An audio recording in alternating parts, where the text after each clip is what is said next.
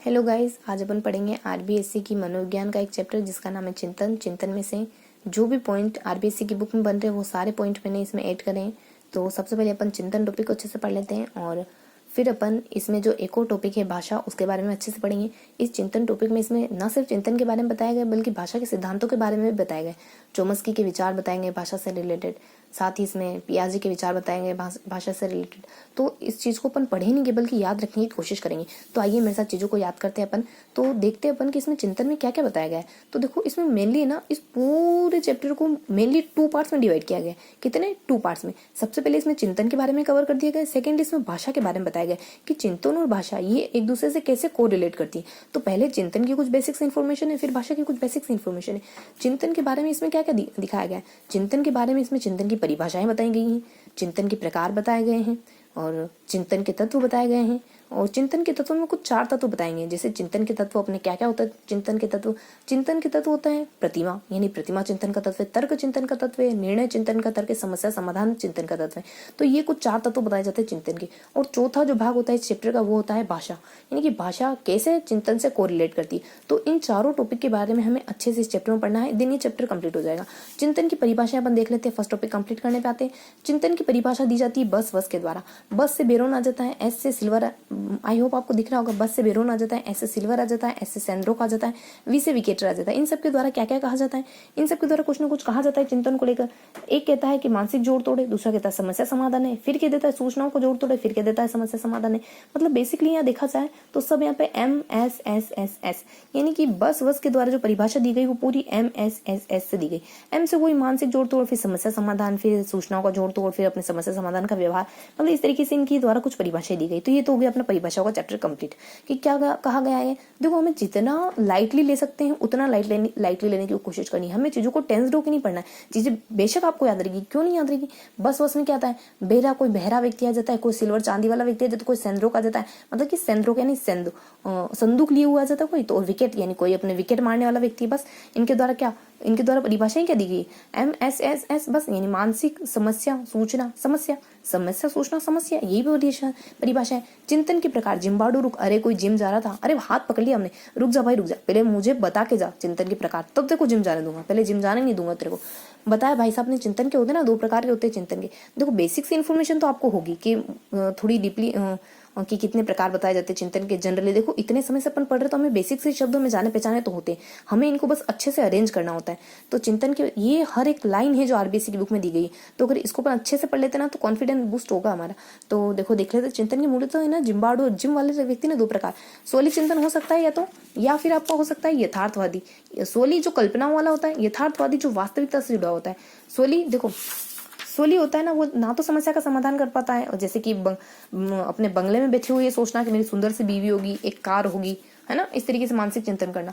और यथार्थवादी, आपकी गाड़ी खराब हो जाती, कार खराब हो जाती है, तो ये सोचना कि इसके खराब होने का कारण क्या होता है। अब यथार्थवादी के कुछ इंटरनल डिवाइडेशन होते हैं। अभी सर्जन आलोच, यानी अभी तो मैं निर्माण कर रहा हूँ आलोचना का। देखो, हमें चीजें ट्रिक से याद करनी है। अभी तो मैं निर्माण कर रहा हूँ बुराई का, अभी तो मैं बैठ के किसी की बुराई कर रहा हूँ, मेरे से बाद में पूछना आना, ये यथार्थवादी के प्रकार। अभी तो मैं सर्जन कर रहा हूँ आलोचना का, ये प्रकार बताए जाते हैं।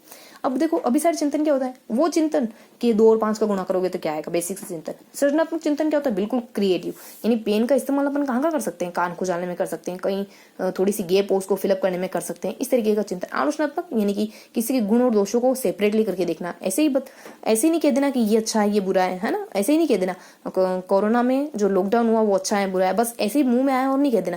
उसके कारण परिणाम जान के सब कुछ विश्लेषण करके तोल के बोलना ही कहलाता है आलोचनात्मक चिंतन।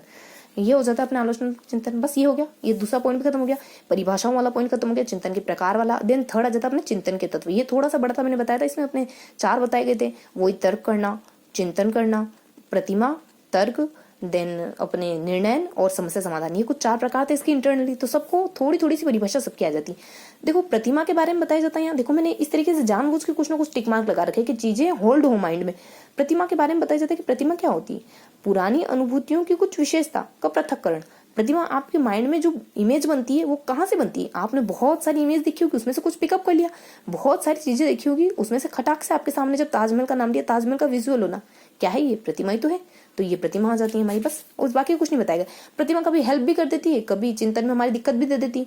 ताजमहल का जिक्र लिया, किसी सफेद बिल्डिंग की याद आ गई तो दिक्कत हो गई, इस तरीके से। और प्रतिमा ना, प्रतिमा इतनी जरूरी है आपकी कॉन्सेप्ट, मतलब आपके दिमाग में अगर कुछ सोच रहे हो तो कुछ ना कुछ तो आप विजुअल करोगे ही करोगे, चाहे गलत। अगर किसी ने ताजमहल दिखा है तो वो काले कलर का ताजमहल सोचेगा, लेकिन जरूरी तो है कुछ ना कुछ सोचना। अगर मैं आपके सामने शाम का नाम लूँ तो किसी के दिमाग में घुंघराले बालों वाला शाम बन रहा होगा, किसी के माइंड में स्ट्रेट बालों वाला, लेकिन बनेगा तो ना।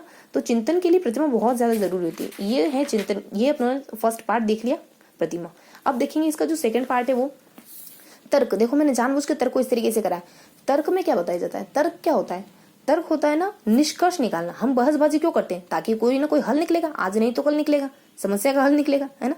ऐसे ही बस राइम जोड़ दी मैंने, है ना, माइंड नहीं करना। तो तर्क के बारे में बताया जाता है कि जब हम कोई ना कोई हल निकालते हैं, कौन कहता है? ये किंग जेम्स ड्राइवर कहता है। ड्राइवर को भी पता है कि तर्क का मतलब, तर्क बहसबाजी में इस वजह से करता हूँ पैसों के लिए कि कोई निष्कर्ष निकल जाए, बस ये निष्कर्ष। इसकी कुछ विशेषता होती है, तर्क हर व्यक्ति का अपना अलग होता है। तर्क की कुछ विशेषता होती है। तर्क है ना स्टेप बाय स्टेप चलता है, और तर्क जो है ना बहुत महत्वपूर्ण योगदान देता है अपने चिंतन में। बस ये इतनी बेसिक्स इसकी डेफिनेशन, बेसिक्स इसकी ओवरऑल जानकारी बता दी जाती है। अब तर्क के प्रकार होते हैं वही अपने नी आ आशा, मतलब कि तुम यहाँ पे आशा, तो यहाँ पे मत आ, क्योंकि यहाँ पे बहुत खतरा है। नी आशा निगमनात्मक, आगमनात्मक, आलोचनात्मक और साथ से सादृश्यवाची। ये तो इनके बारे में देखें ना, तो निगमनात्मक तर्क क्या होता है? वो तर्क के सारे मनुष्य मरते हैं तो मोहन एक मनुष्य तो वो भी मरेगा, सिंपल सा है। नियम से अपन किसी उदाहरण पे, नियमों से उदाहरणों पे पहुंचना, यानी ज्ञात नियमों या तथ्यों के आधार पर निष्कर्ष निकालने नहीं हमारा निगमन कहलाता है।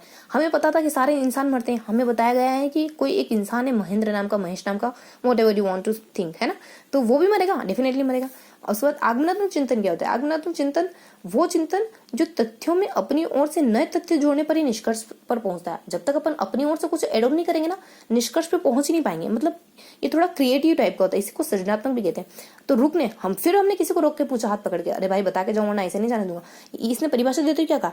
अपनी कल्पना से परे ऐसी चीजों को जोड़ता है जो प्रस्तुत आंकड़ों से ज्ञात नहीं हो सकती, यानी जो आंकड़े दिएंगे ना उन आंकड़ों से परे सोचते अपन। हमें तो कहा गया था कि कागज का इस्तेमाल लिखने में होता है, लेकिन किसी ने नहीं बताया था कि हम घुंघरे रखने में इसका इस्तेमाल कर सकते हैं, लेकिन हमने तो कर लिया। किसी ने नहीं बताया था कि एरोप्लेन उड़ाने में इसका इस्तेमाल करा जा सकता है, लेकिन शुरुआत तो करी होगी किसी ने। यानी कि जो लग रहा था ना बिल्कुल आइडियोलिज्म तरीका कि ये तो सिर्फ ऐसे ही होता होगा, यानी कि चीजें तो सिर्फ ऐसे ही याद रहती होगी, व्यवस्थित लिख के, ऐसे बेतुकी ट्रिकों से थोड़ी नहीं याद रहती होगी, लेकिन रहती है सबको। इसी को तो कहते हैं आलोचनात्मक चिंतन। उसके बाद आगमनात्मक चिंतन, यानी कि लीक से हट करके चलना। अगर आप लीक तोड़ोगे ना तो लोग आपको डिस्टर्ब करेंगे, लेकिन लीक से हटकर चलना बहुत बार नई चीजों को जन्म दे देता है। आलोचनात्मक चिंतन क्या? वही अपने दूसरों के गुण और दोषों को परख करके उस पर विश्वास करना। नेक्स्ट क्या होता है? सादृश्यवाची चिंतन, यानी कि समानता के आधार पर कोई चीज आपको समझानी है कि मैं उसके जैसे अहिंसात्मक हूँ। गांधी जी का जिक्र कर दो तो बच्चा तुरंत समझ जाएगा, अच्छा तो आप गांधी जी जैसे सत्यवादी हो, हाँ तो समझ गया बच्चा कि इसका मतलब बहुत ज्यादा रिजिड है सत्यवादिता को लेकर। ये अपने बेसिक से इन्फॉर्मेशन थे अपने तर्क के बारे में। अब निर्णय के बारे में बताया जाता है। निर्णय क्या होता है? निर्णय होता है विकल्पों का मूल्यांकन किया जाता है और कुछ को चुन लिया जाता है। निर्णय में भी तो यही करते हैं अपन, निष्कर्षों में अपन करते हैं कि किसी का, निष्कर्षों में भी अपन करते हैं किसी का चुनाव करते हैं, तर्क में भी तर्क इस वजह से करते हैं ताकि कोई निष्कर्ष निकल पाए, है ना। और यहाँ निर्णय भी इस वजह से करे जाते हैं। कोई निर्णय मतलब कि किसी एक को पिकअप कर लेना, एक का चुनाव कर लेना। बहुत सारे आपके सामने कोई एग्जाम, बहुत सारे आपके सामने निर्णय है, उसने कुछ कहा, उसने कुछ कहा, उसने कुछ कहा, उसने कुछ कहा, आपने अपने विवेक से किसी एक का चयन कर लिया, यही तो कहलाता है निर्णय। विकल्पों का मूल्यांकन किया जाता है। ये कौन कह रहा है? सेंद्रोक कह रहा है और किंग कह रहा है। सेंटी किंग कह रहा है, एस से सेंद्रोक और किंग से अपने किंग कह रहा है। बस बेसिक इन्फॉर्मेशन। निर्णय की कुछ विशेषता होती है। निर्णय की क्या विशेषता? बहुत बार निर्णय अपन आदतवश कर देते हैं, और ये जो निर्णय होता है ना, ये निर्णय लेने में हमारी मदद कौन करता है? हमारा चिंतन, तर्क करना, हमारी तर्क करने की एबिलिटी जो होती है ना, यानी हमारा क्यों, क्या, कैसे करने की जो प्रवृत्ति होती है ना, वो निर्णय में मदद करती है। मतलब आगमन और निगमनात्मक चिंतन करने की जो हमारी कैपेबिलिटी होती है वो निर्णय में मदद करती है। उसके बाद जी, यानी हम ज्ञात जो हमारे पास नॉलेज है उसका इस्तेमाल करते हैं, निर्णय में करते ही हैं। हमें पता है कि इसको पैसे देंगे तो 100 देंगे तो वापस रिटर्न में 70 ही मिलेंगे। कह देगा ये तो कि 30 रुपए मैंने कहीं उड़ा दी, तो हम निर्णय लेंगे कि इसको क्यों दे, जिसको 100 दें और 100 वापस रिटर्न हो जाए। आपके भाई बहन कोई है घर में, उनको संभालने के लिए आपको पैसे देने की इधर उधर में रख दूंगी तो तुम 1 मिनट कल तक के लिए पकड़, मतलब कि रखना, संभाल के रखना है, पैसे मुझे कल चाहिए होंगे। आपको पता है कि ये 100 देंगे तो 70 देगा, आपको पता है कि 100 देंगे तो एज इट इज 100 लौटाएगा। तो आप आपके ज्ञात अनुभवों के आधार पर निर्णय लोगे ना, आपको क्या करना है। तो ये बेसिक से इन्फॉर्मेशन आ जाती है इसके बारे में। सेंटिंग, उसका समस्या समाधान क्या होता है? देखो समस्या समाधान के बारे में कोई व्यक्ति आ जाता है, बेरोन आ जाता है और मेटलिन आ जाता है। तो बेरो मेटल जनरली बेरी होती है ना, तो मतलब अपने को समझते हुए चलना है कि कौन कौन बताने के लिए आया था यहाँ पे। तो यहाँ अपने देखो बेरोन की तरह कहा जाता है कि अनुक्रिया करना और उनसे चुनाव करना ताकि वांछित तथ्यों की प्राप्ति हो सके। यानी कि हमें अनुक्रिया करनी है, उनमें से चुनाव करना है। समस्या समाधान का मतलब भी क्या होता है, बहुत सारी आपके सामने समस्याएं आएंगी, बहुत सारे उनके सोल्यूशन होंगे, तो उनमें से आपको अपनी अकॉर्डिंग समस्याओं को खोजना, अपने अकॉर्डिंग उनका हल खोजना, यही समस्या का समाधान कहलाता है। लगभग लगभग तीनों से में तर्क का मतलब यही होता है कि हम निष्कर्ष पर पहुंचने के लिए तर्क करते हैं।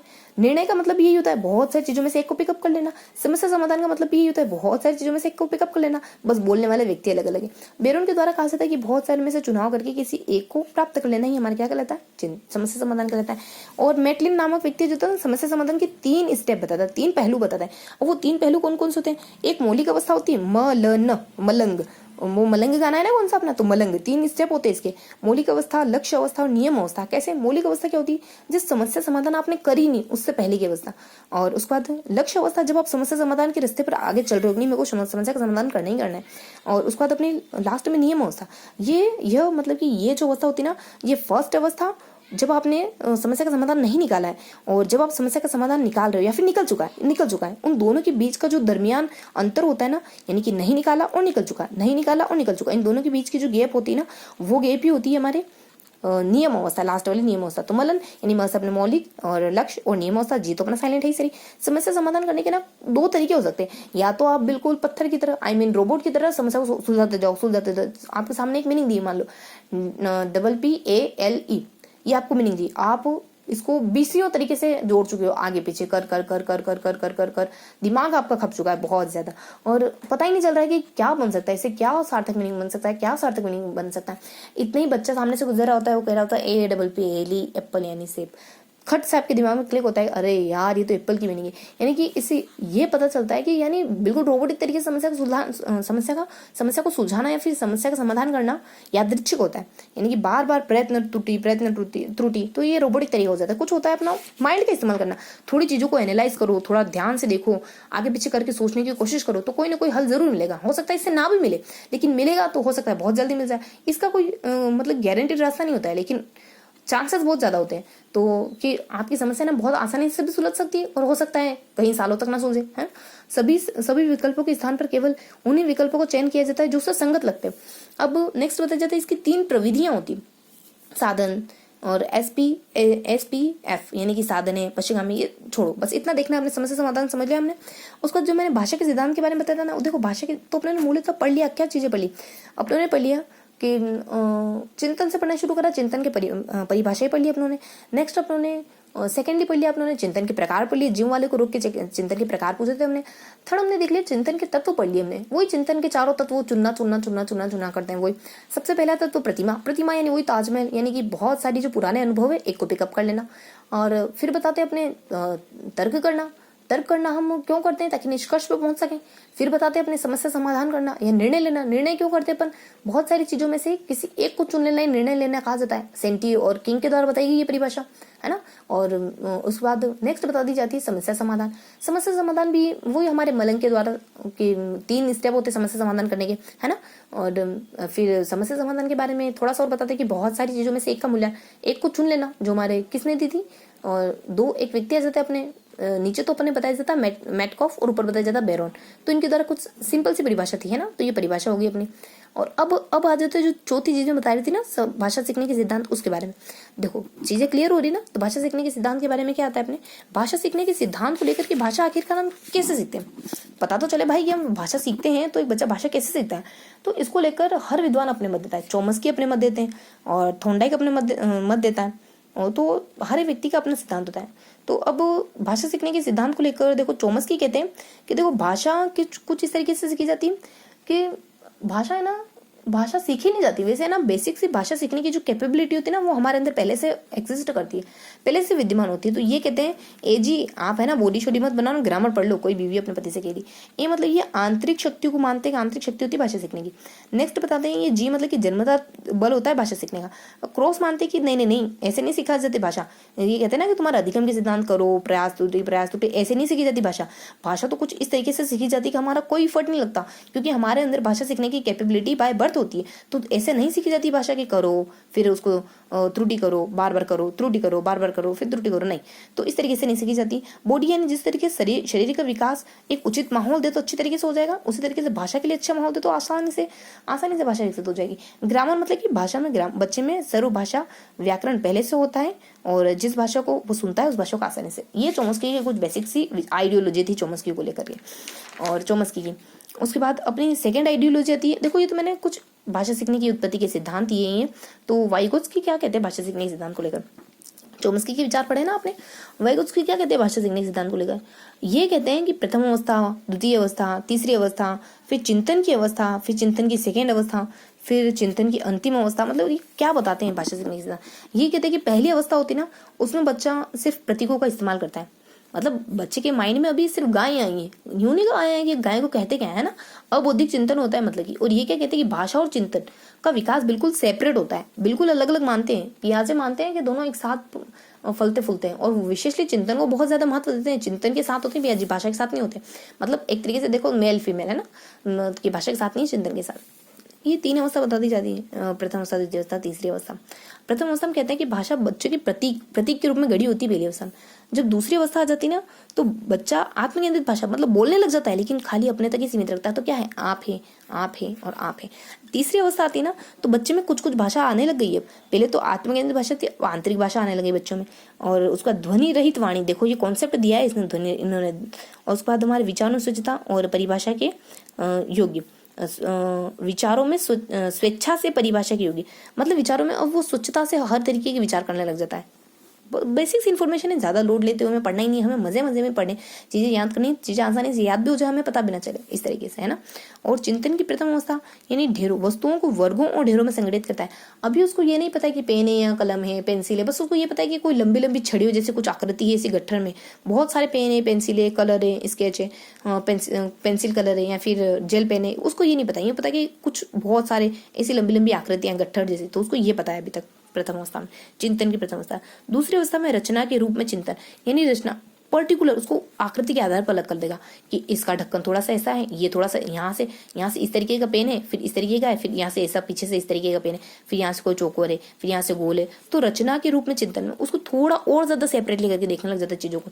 कोई गोल पेन है, कोई चौकोर पेन है, कोई धारी ऊपर उसकी लाइनिंग बनी हुई है किसी पेन की लाइनिंग नहीं है, कोई थोड़ा मोटा है, कोई थोड़ा पतला है, कोई साइज में थोड़ा छोटा है, कोई बड़ा है, कोई दिखने में बहुत ज्यादा अट्रैक्टिव दिख रहा है बाहर से, कोई बहुत मटमैला सा मतलब गंदा सा कलर है ना, कोई ब्राउन कलर है। तो ये रचना के आधार पर। फिर वस्तुओं के अलग अलग अवयवों को वास्तविक बंधनों का संबंध, और उसके बाद रचना से ढेरों संबंध, वस्तुओं के अलग अलग अवयवों के वास्तविक संबंधों का प्रत्यक्षीकरण।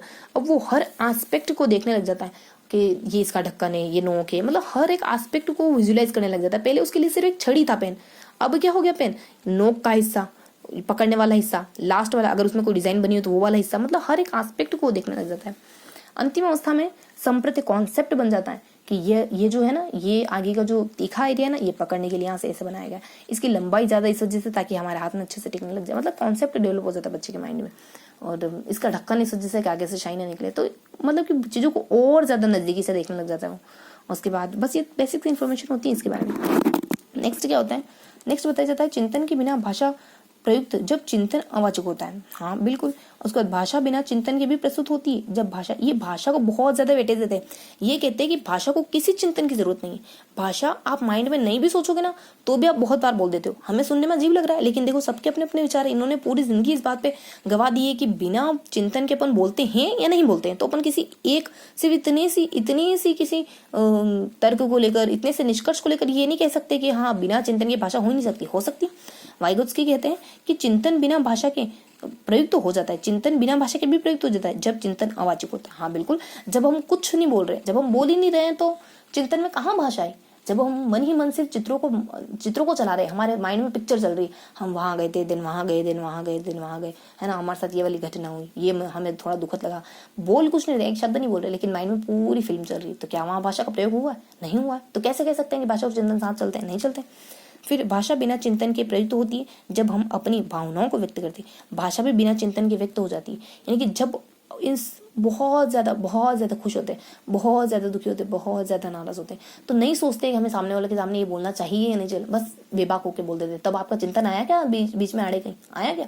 आपने सोचा था दोस्तों को अपने सारे राज बताने से पहले, जब आप बहुत दुख में थे? सोचा था जब आप वाइन करके आए थे तो सामने ये नहीं उगलना है? सोचा था क्या? नहीं ना। जब बहुत ज़्यादा अफेक्शन की स्थिति में होते हैं तो बस उगल दिया ये राज, किसी के सामने नहीं कहना था, बाद में अफसोस हो रहा है लेकिन कह दिया।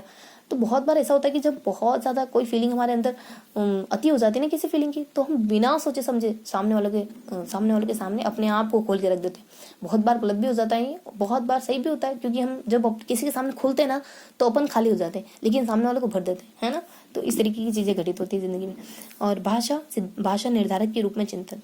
अब पियाजे के क्या विचार है भाषा को लेकर? पियाजे साहब भी कुछ कहते हैं, वाइगोत्स्की के विचार आपको समझ आ गए।